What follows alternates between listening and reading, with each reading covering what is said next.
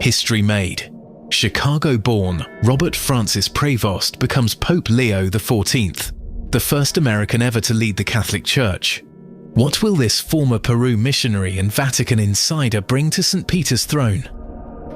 White Smoke delivers daily bulletins tracking this unprecedented pontificate as it unfolds. Will Leo XIV continue Francis's inclusive vision or forge a new path blending American pragmatism with Latin American experience? And what does his papal name choice signal about his priorities? White Smoke.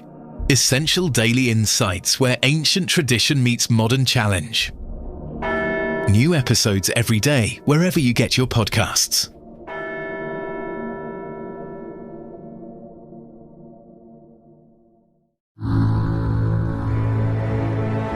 Caloroga Shark Media.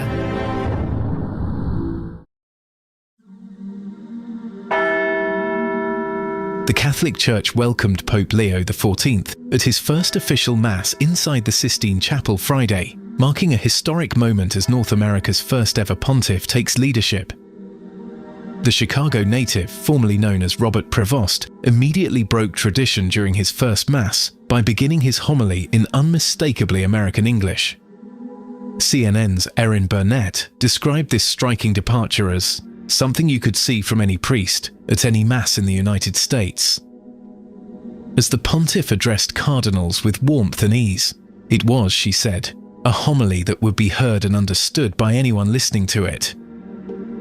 Leo said, "You have called me to carry that cross and to be blessed with that mission, and I know I can rely on each and every one of you to walk with me as we continue as a church, as a community, as friends of Jesus, as believers, to announce the good news, to announce the gospel." This is White Smoke. This momentous ceremony took place in the very same artistic sanctuary where Prevost, a 69-year-old Augustinian missionary with extensive experience in Peru, was chosen Thursday as the 267th successor to St. Peter, breaking long-standing hesitation about selecting an American. His path to the papacy included roughly 2 decades serving in Peru, with time as Chiclayo's bishop in the northwest region, before his predecessor Francis brought him into Vatican leadership. The Mass featured scripture readings delivered by 2 women, possibly indicating Pope Leo XIV's commitment to continuing Francis's efforts toward expanded female participation in church affairs. During his cardinalate, Prevost had already implemented one of Francis's most transformative changes by placing 3 women on the committee that screens potential bishops. The first reading came from Revelation, chapter 21, verses 9 through 14, delivered in English, the Pope's native language.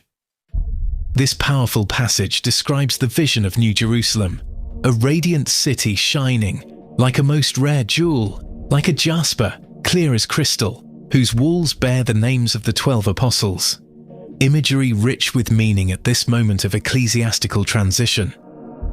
The second reading came from the first epistle of St. Peter, describing how Christians, like living stones, are being built into a spiritual house. This passage was delivered in Spanish, one of several European languages the multilingual Pope Leo speaks fluently, reflecting his 20 years of ministry in Peru. This selection carries particular resonance within Catholic tradition. Elsewhere in the New Testament, Jesus famously tells Peter, the church's first saint, that he is the rock upon which I will build my church. Peter's letter offers consolation to Christians experiencing persecution for their faith, perhaps resonating with contemporary challenges facing religious communities worldwide. These deliberate liturgical choices provide early insight into Pope Leo XIV's priorities and leadership style as he begins his historic pontificate as America's first pope.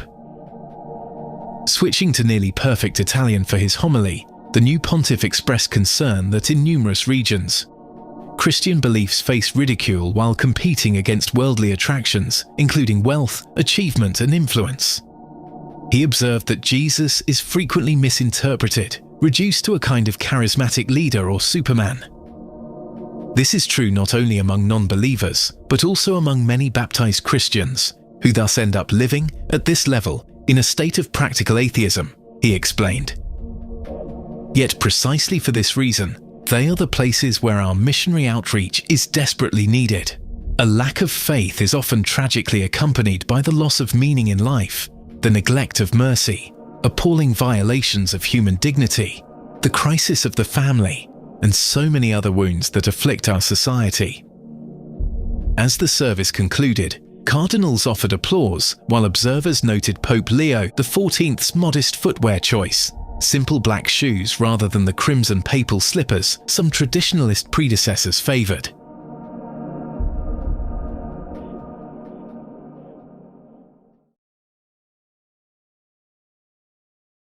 Francis, the first Latin American pope, had apparently been grooming Prevost, assigning him to oversee a challenging Peruvian diocese in 2014 before elevating him in 2023 to direct the Vatican's powerful dicastery for bishops, an essential church governance position that evaluates episcopal candidates worldwide. Though maintaining limited public visibility since arriving in Rome, Prevost earned considerable respect among Vatican insiders. Father Alexander Lam, a Peruvian Augustinian friar acquainted with the new pope, shared this assessment. Even the bishops of Peru called him the saint of the north, and he had time for everyone. He checked all the boxes, noted Vatican analyst John Allen, author of Conclave, observing that geography and nationality stopped being a voting issue. Father Patrick Mary Briscoe highlighted the significance of Pope Leo's American background. When you know the Pope was called Bob or Bobby, you immediately, as an American, get a sense of familiarity, and you begin to think, well, maybe this is someone that I could understand.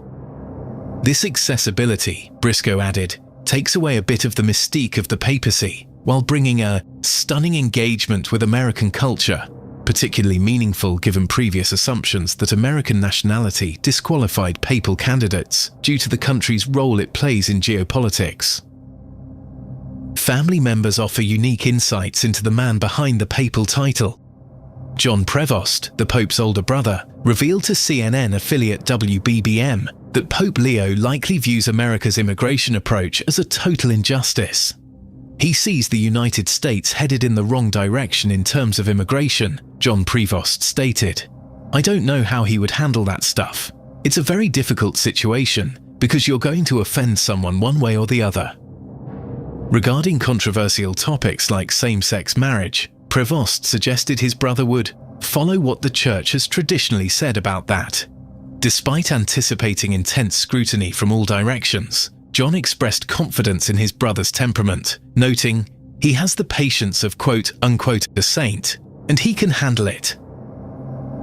Louis Prevost, the pontiff's other brother, shared concerns with CNN affiliate WBBH about potential politicization of his brother's appointment due to nationality. He worried some might say, oh, he's an American, he's going to screw the church up, while urging people to just keep the nationalism out of it and let's just be the Catholic Church. John Prevost had revealed his brother dismissed papal speculation during their final pre-conclave conversation, recalling, he said, no way, not going to happen.